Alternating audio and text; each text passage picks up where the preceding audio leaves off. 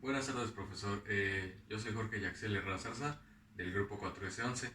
Y bueno, ahorita voy a explicar diferencia entre señal analógica y digital. Bueno, para comenzar vamos a mencionar qué es la señal analógica, claramente, ¿no? Bueno, la señal analógica es un tipo de señal generada por algún tipo de fenómeno electromagnético y también puede verse como una forma de onda que toma un valor continuo a lo largo del tiempo. En este tipo de señal, la analógica, siempre hay un poco de ruido. La atenuación, que sería esto que estaba diciendo lo de la onda, más o menos va así, y ya después, conforme va transformándose la onda, va empezando a haber un poco de ruido, que fue lo que yo capté en el video que vi. La interferencia es de que, por ejemplo, en la señal hay muchas cosas de que la detienen o hay cosas así. Y bueno, copias se degradan. Esto se refiere a que, por ejemplo, una copia de una señal analógica se degrada más, o sea, se pierde más, o sea, de por sí no tiene muy buen audio. Y una copia, pues, obviamente que menos va a tener audio. Bueno, el almacenamiento ocupa menos, obviamente de que como es una señal analógica, el almacenamiento ocupa muy poco espacio, por lo cual sería y es buena opción todavía, pero sí tiene obviamente sus contras. Edición, bueno, aquí por ejemplo es un muy mal contra, es un dolor, a lo que me refiero es de que es un poco estresante lo de la señal analógica. Y bueno, nosotros somos seres analógicos. ¿Por qué me refiero a que somos seres analógicos? Porque, por ejemplo, nosotros sí llegamos a escuchar cuando, por ejemplo, en la tele hace el sonido de que cuando cambias de canal y no hay señal, como la interferencia y todas esas cosas. Y bueno, entonces esta parte sería la analógica. Y luego la señal digital. La señal digital podemos mencionar que igual es también es generado por algún tipo de fenómeno electromagnético, así como la analógica claramente, pero esta presenta valores continuos a lo largo del tiempo, que sería la diferencia con esta, de que esta, eran valores continuos y esta no eran continuos. Bueno, a lo largo del tiempo. Y bueno, esta se refiere a lo del sistema binario. Aquí la señal digital se podría decir de que gracias al repetidor va un poco mejor, obviamente, la señal. Eh, Clones pueden copiar infinitamente. Esto se refiere a que, por ejemplo, como una copia puede ser copiada infinitamente y no habría problema. Y también su calidad, por ejemplo, no baja como la de la analógica. Ocupan más espacio y obviamente que es menor calidad. Esto sí es un poco extraño, ya que la analógica pues igual no ocupa tanto espacio y no es tan de mala calidad. Esto ocupa más espacio y es de menor calidad, pero obviamente de que tiene sus pros, que por ejemplo en el audio y algunas cosas de la imagen se ve un poco mejor. Es más fácil de usar obviamente que la analógica, igual sería mejor su edición. La mayoría de las cosas ocupan esta señal. La mayoría de las cosas ocupan esta señal. ¿A que me refiero? A que, por ejemplo, los teléfonos, el internet, la señal del cable y varias de estas cosas. Pero me refiero a la señal del cable, las que son así las cajas por ejemplo, de licio, de esas cosas, ya ocupan como señal analógica, por lo cual pues tiene su cable así y ya se lo pone en su televisión, transmite la información de una mejor calidad. Y bueno, ahora voy a explicar la diferencia electrónica analógica y digital. Es casi lo mismo, pero sí va un poco distinto. Bueno, aquí la analógica, podemos decir de que puede tomar los valores del mundo. Se refiere a que puede tomar como que desde 0.01, 0.02, así, o sea, de que ocupa los decimales y así va gradualmente aumentando hasta que llega, por ejemplo, al uno o a un valor determinado. Se llama analógica porque toma su tiempo. Bueno, yo puse esto de que toma su tiempo porque, ya lo había mencionado, de que, por ejemplo, va poco a poco, o sea, va como con su ritmo, pero respetando todo eso, o sea, no va por ejemplo de 0.01 a 2. O sea, ya si a 2 en valor entero, ¿no? Va de poco a poco. Y toma todos los valores de un intervalo. Bueno, eso es a lo que me refiero con esos dos anteriores puntos. Y bueno, la analógica, la electrónica analógica la podemos ver en el sonido, la luz, el tiempo y la temperatura. Por ejemplo, en el tiempo, la hora es 1 hora con 30 minutos y 28 segundos. La temperatura, por ejemplo, es 36.8 grados, ¿no? En algunas cosas. Bueno, la digital no es infinita, solo puede tomar dos valores. Bueno, a lo que me refiero de que ya no es infinita sería de que, por ejemplo, aquí dijimos de que puede tomar todos los valores del mundo y aquí ya no. Bueno, los dos valores que menciono son el 0 y el 1, que se le conoce como bits. Y también podemos mencionar de que no hay un intermedio, se le debería llamar discreta. Bueno, a lo que me refiero con la digital es que no hay un intermedio, por ejemplo, no dice 35.5, no, de 35.5 sube por ejemplo a 36, o sea, ya no, bueno, como dije, no hay un intermedio, solamente valores enteros, por lo cual, por eso se le dice que se le debería de llamar discreta. Y bueno, por el momento sería todo esto de lo de la diferencia electrónica analógica y sobre la señal analógica y digital. Bueno, ahora explicaré las características de un bit y de un pulso digital. Primero voy a comenzar con las de un bit. Bueno, ¿qué es un bit? Para comenzar, vamos a mencionar, un bit es una señal electrónica que puede estar encendida, que es, bueno, en este momento se le supone que encendida sería como 1 en lo de este término, o apagada, que sería 0. Y bueno, vamos a mencionar unas cuantas características importantes. Bueno, es la unidad más pequeña de información que utiliza un ordenador. Bueno, obviamente de que un bit se le conoce que es como lo más pequeño que existe en almacenamiento y todo eso. Y entonces un ordenador, una PC, una computadora y todo eso sería lo más pequeño que podría ocupar para ordenar el espacio y todo eso.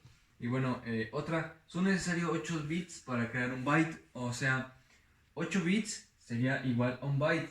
Bueno, pues está bastante bien saber eso. Y la mayoría de las veces los bits se utilizan para escribir velocidades de transmisión.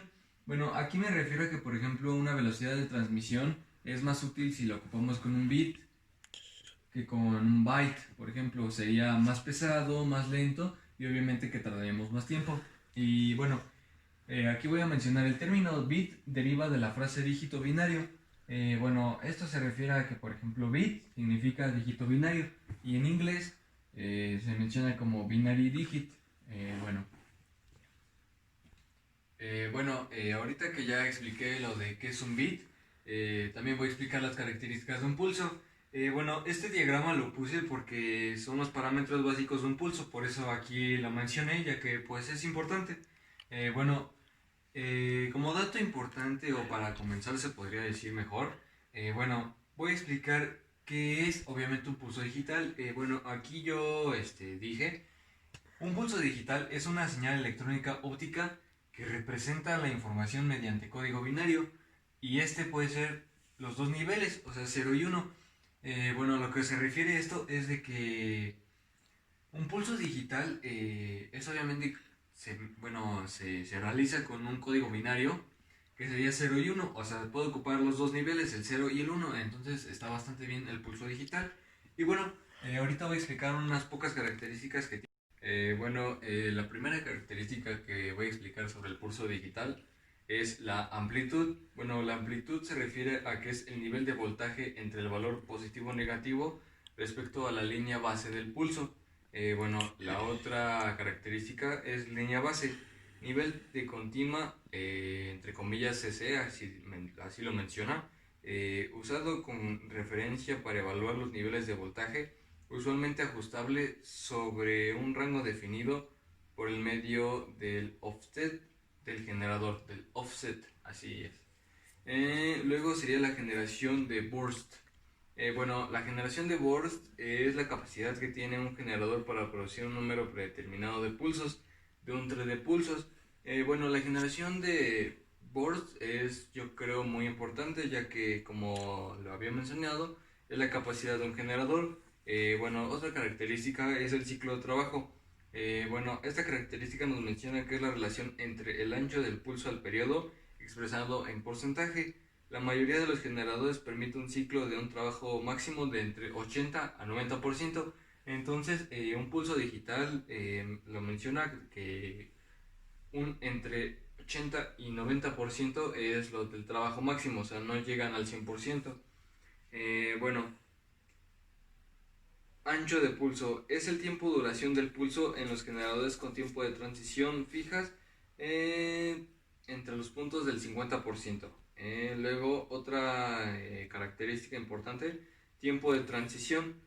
Es el tiempo requerido por un pulso para cambiar de nivel a otro. Usualmente se mide entre los niveles del 10% al 90% en transición de subida de cada caída. Ese punto, bueno, o esa característica menciona algo muy importante que para que se pueda medir es de entre del 10 al 90%. O sea, hace que yo creo que podría haber un poco de fallas ahí, pero pues eso es lo que hay.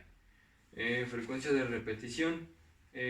La frecuencia de repetición es importante porque define el número de pulsos por el segundo que el generador puede suministrar, y ese es el periodo de puntos del pulso que estábamos mencionando. Y bueno, esas son las características importantes del pulso digital. En esta otra voy a explicar las características de un sistema binario. Las principales características de un sistema binario son muy importantes. La primera es utiliza únicamente dos dígitos, el 0 y el 1. El 0 y el 1 se podría mencionar que es gracias a lo del número binario, y de igual manera, como ya lo había mencionado antes, el 0 y el 1 son solamente para las computadoras, o sea, para programar, por ejemplo, un juego o alguna cosa así ya más importante, se hace con el 0 y el 1. Bueno, la otra característica es cada dígito tiene un valor diferente que depende de la posición en que se ocupe. O sea, por ejemplo, el 0 y el 1 estamos diciendo que son los únicos valores que hay, pero obviamente de que, por ejemplo, dependiendo de dónde estén colocados, es el valor que van a tener. Porque, o sea, bueno, sí, ante nuestros ojos es 0 y 1, pero ante la computadora son más que un 0 y un 1. O sea, sí tiene que ver el orden para que gracias a eso pueda aceptar la información y lo haga de una buena manera. La otra característica, el valor de cada posición es el mismo de una potencia de base 2. La última característica de los códigos del sistema binario, perdón, es utilizado en todo tipo de ordenador. O sea, como ya lo había mencionado, el 0 y el 1 son muy importantes para cualquier computadora, y obviamente que se puede decir de que como que es un lenguaje que todas las computadoras ocupan, ¿no? Más que nada. Aquí vamos a mencionar otra parte que dice, define qué es un circuito integrado y un diagrama como ejemplo. Primero obviamente voy a mencionar qué es un circuito integrado. Un circuito integrado es una combinación de un mismo chip que también se utiliza como sinónimo de chip. O sea, el circuito integrado es un chip, pero también se le puede conocer como que es un sinónimo de chip. O sea, es algo curioso eso.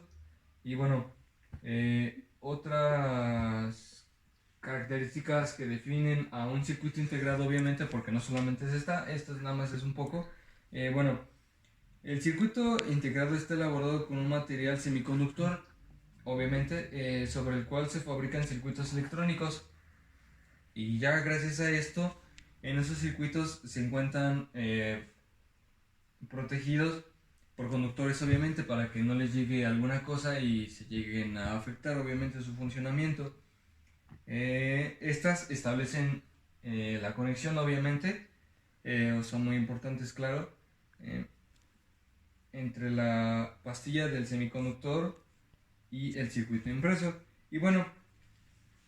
La función del circuito integrado es muy importante, ya que la función de un circuito integrado es simplificar una función eléctrica. O sea, gracias a este circuito vamos a nosotros simplificar una función eléctrica, o sea, vamos a ser más rápidos en cuanto a eso. Y bueno, el mismo nombre nos lo menciona, circuito eléctrico, todo un circuito electrónico dentro de uno, o sea, dentro de este pequeño va a estar todo un circuito eléctrico. Ahora voy a explicar símbolo y funcionamiento de las compuertas básicas. Aquí las compuertas básicas, la que vamos a mencionar es AND, OR, NOT y XOR. Para comenzar, obviamente que voy a explicar la compuerta AND. Como concepto básico se podría decir, sería, para la compuerta AND, la salida estará en estado alto de tal manera que solo si las dos entradas se encuentran en este estado alto, podemos considerar que es una multiplicación binaria. O sea, a esto se refiere que la compuerta AND, para que esté en alto y las dos entradas estén juntas, solamente así podemos considerar de que esto sería una multiplicación binaria. Aquí se podría decir Q es igual a por B, que sería esto, lo de la multiplicación binaria, que ya lo había mencionado. Este sería el símbolo. Y eso sería lo de su tabla binaria o la tabla verdadera, que se le conoce mejor. Esta sería la compuerta OR.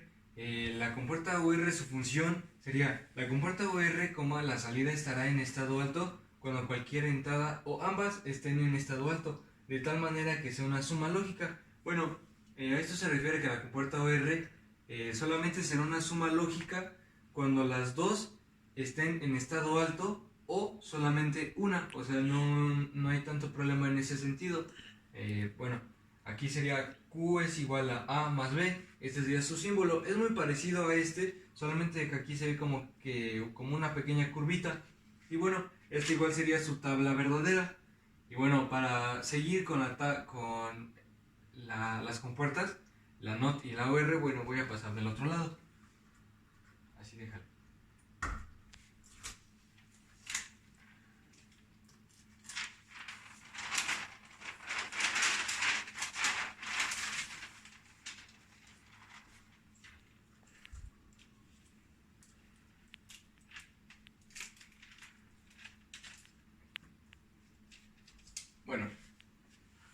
La compuerta NOT, podemos mencionar que la compuerta NOT, el estado de la salida es inversa a la entrada, evidentemente una negación.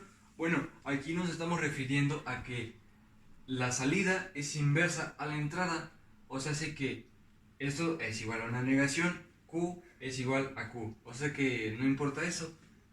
Aquí esta sería la tabla verdadera. Aquí puse Q y Q' porque pues estamos mencionando que Q es igual a Q, entonces por eso puse Q'. Y aquí está su símbolo. Y para finalizar, XOR. La compuerta XOR menciona que su salida estará en estado bajo cuando las dos entradas se encuentren en estado bajo. O sea, cuando una entrada esté... entonces aquí Q es igual a por B más A por B. Esta sería la tabla verdadera y este sería su símbolo. Se parece un poco igual a los que estaba acá anteriormente, que sería como el primero más o menos, pero con otra rayita. Y entonces, para concluir, en esta exposición pudimos ver muchos temas. Por ejemplo, los más importantes para mí fueron los de la señal análoga y la digital, ya que obviamente que la señal análoga fue lo principal, por ejemplo, para lo de las televisiones. La digital es la que igual ahorita tenemos, pero gracias al cable de la fibra y todo eso, y entonces gracias a eso ha mejorado mucho eso. Y también por ejemplo, lo del bit es muy importante, ya que obviamente que eso es lo del sistema binario, y eso es como un lenguaje que todas las computadoras tienen, ¿no? Y también pudimos ver otras cosas sobre los circuitos y eso.